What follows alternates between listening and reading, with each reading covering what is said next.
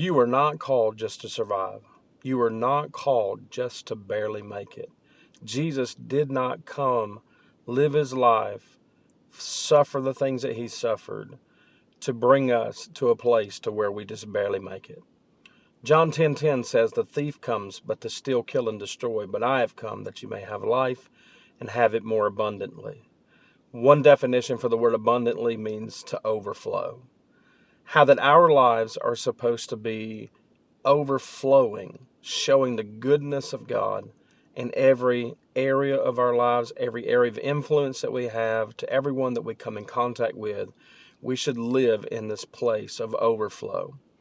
But I believe too many times in my life and too many times in the lives of believers, we don't live in overflow, we live in deficit. We live in this place to where when we go to church, we need a word from the Lord to be able to fill us to make it to the next service.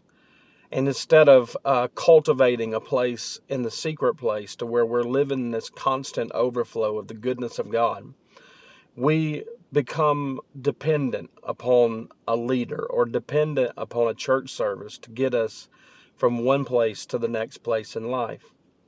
The Bible tells us in Psalm 23 that he anoints our head with oil and our cup runs over.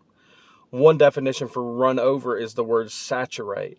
How that when he anoints our head with oil, that we are supposed to literally live in this place to where our lives are saturated with the oil of heaven.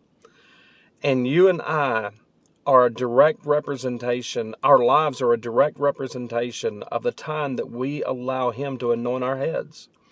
And I want to encourage people today to go back to the secret place and find the life that God intended for you to live. Go back to the secret place and sit with him. I know I spoke earlier this week on sitting with the Lord in the secret place, but go back and sit with him until that anointing oil falls on your head and you can absolutely live a life filled to overflow. In the Levitical priesthood, when they would anoint the high priest with oil, they would take a vat of oil and they would pour it all over his head to the place to where it would actually go all the way down his skirt, all the way down to his feet. And history says that when the high priest would walk out of that place, that the residue of the oil of the anointing would be seen everywhere his foot would tread. And then generations behind him would go and actually see the oil that is there. What oil are we leaving for the next generation?